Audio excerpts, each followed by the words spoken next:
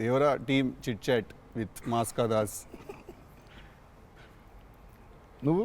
నేను Siddhu boy, star boy boy with tiger. ఏంటన్నా సంగతులు ఎలా ఉంది? How nervous are you are how excited are you? నేను కొత్త పదం పట్టినా ఇక్కడ. ఐఎమ్ వెరీ కాన్ఫిడెంట్లీ నర్వస్ అని.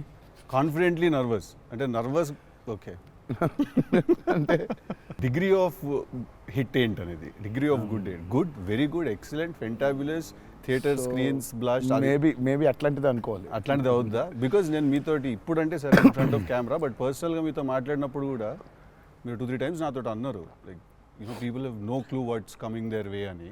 అంటే నాకు మోర్ దెన్ మేకింగ్ ఇదంతా we put in a lot of effort Siddhu, చాలా ఎఫర్ట్ పెట్టినాం. బట్ నాకు ఐడియా పరంగానే నాకు చాలా ఇష్టమైన పాయింట్ ఇది. యూజువల్గా మీకు కమర్షియల్ మెయిన్ స్ట్రీమ్ మూవీలో ప్రొటాగనిస్ట్ ఎప్పుడు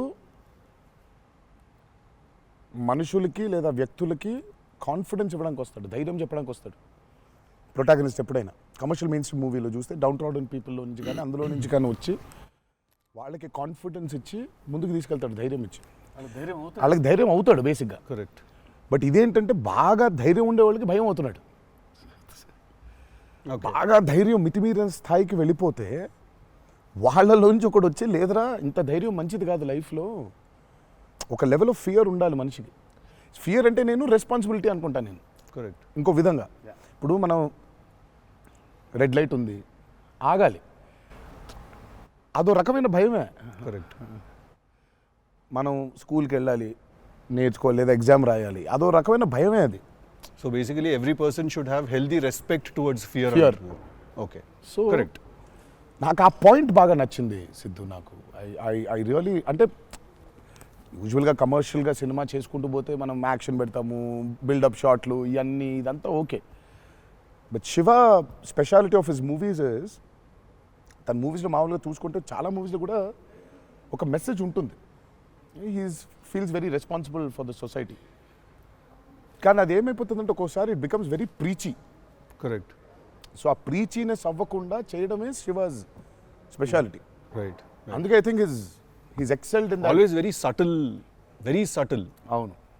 మీ ఫిల్మ్స్లో హీరోయిజము ఇందులో కొంచెం అదే that was my question actually. ఇప్పుడు కొంచెం మీరు ఇంకొంచెం అగ్రెసివ్ అయ్యారు అనిపించింది సార్ ట్రైలర్ అది చూస్తే. అంటే ఎత్తుకున్న ఎమోషన్ అలాంటిది. Right. He need to be little, I won't say louder, అగ్రెసివ్గా ఉండాలి ఆబ్వియస్లీ. ఎమోషన్ ఫియర్ అంటున్నాం కాబట్టి. రైట్. భయం. సో నువ్వు ఇప్పుడు మిమ్మల్ని చూసి ఒకళ్ళు భయపడాలంటే ఏమవ్వాలి? నాకు కుదరదు నాన్న అంటే భయపడరు కదా. నాన్న అలా తప్పురా అంటే దానికి ఒక స్కేల్ ఉండాలి దానికి. కరెక్ట్. దానికి అది అందుకని ఇందులో అది లేదు. ఇక యాక్షన్ డ్రామా అని చెప్పాలి దేవరా అంటే. బేసికలీ మ్యాసివ్ టెస్టాస్టెరాన్ ఉండబోతుంది సినిమాలో బేసిక్గా, ఫైట్స్ లెవెల్లో, యాక్షన్ లెవెల్లో, and with your intensity of course. It is a very intense film, Sidhu. It's not one of those movies where it's, I mean, like it focuses. It's very intense. Right. It runs on that line. Right. That for me is అందుకే అంటూ నాకు so బాగా కాన్ఫిడెంట్గా ఉన్నాను, కానీ ఆ nervousness ఉంది. Because I really want this movie to work. Because there is so much which needs to be told ఇంకా about the movie. Right. So మేము ఎంతో కొంత చెప్పి ఆపుతున్నాము అంటే తప్పలేదు. ఇంకా మొత్తం తీసుకుంటూ పోతే దాదాపు 8 గంటలు 9 గంటల సినిమా వచ్చేది. ఓకే అన్న, హిందీ మీరే చెప్పేస్తారా డబ్బింగ్ దీనికి? హిందీ, కన్నడ మీరేనా? తమిళ్ బంద్ చేసేయండి, అయిపోయింది ఇంకా వేస్ట్. ఇంకా మేము అందరం ఏంది, ఇంకా కష్టం ఇది. కన్నడ మీరు బాంబే షిఫ్ట్ అయిపోవచ్చు కదా, మేము ఇక్కడ హీరోలుగా అప్పుడు మేము చచ్చిపోతాను నేను ఇక్కడనే. అన్ని భాషల్లో డబ్బింగ్ చెప్పడం ఏంటన్నా? నువ్వు షిఫ్ట్ అయిపో బాంబే కావాలంటే, నీకు వచ్చగా హిందీ బానే అంటే అంతరా 4 భాషల్లో డబ్బింగ్ చెప్పారు. హిందీ ఆతా అంటే భయ్యా ప్యాస్ డాలో. నేను ఇంకానే అక్కడికి వెళ్ళిపోయి ఇదరా అయ్యే హిందీ అనుకున్నా. Professionally what is your biggest fear sir? Of course I might not be able to make a great film, cinema success అవుతుందా లేదా, but as an artist personally నేను అసలు తాడు బొంగరం లేనిలా బతుకుతాను నేను. అసలు నాకు అంత పెద్ద ఫియర్ ఏ ఉంది. నేను ఎత్తుకున్న ఎమోషన్ రైట్ ట్రాక్లో వెళ్తుందా లేదా, పైగా ఒక్కరితో అయ్యే పని కాదు. 100 మంది ఉంటే కానీ సినిమా అవుద్ది. వీళ్ళందరినీ రైట్ ట్రాక్లో పెట్టి కరెక్ట్ అవుట్పుట్ తీయగలమా లేదా అన్నంత మించి అసలు భయం అనేది లేదు అసలు. ఇంకా అసలు భయం ఛాన్సే లేదు. అదొక్కటే భయం. సో భయం ఎంత అవసరం అని సినిమా తీస్తూ సార్ భయం భయపడే ఛాన్స్ లేదని చెప్తున్నారు సార్. అట్లుంటది కొరటాల శివ గారితో. I'm accountable correct. నాకు ఇచ్చిన జాబ్కి. అసలు ఆ ఒక్క భయం ఉంటే ప్రపంచంలో ఇంకెవరికి భయం అవసరంలా. ఆ ఒక్క భయం అడుగుతుంది. కరెక్ట్. ఇంకెందుకు భయం? So accountability. యా అదే కదా భయం అంటే. అవును. ట్రూ. నీకు పని ఇచ్చారు, నువ్వు ఆ పని చేసావు భయంతో. అమ్మో ఇది అవ్వకపోతే ఏంటనే ఒక భయం ఉంది. ప్రపంచం అంతా ప్రశాంతంగా ఉంటుంది ఎవడి పని అటు చేస్తే.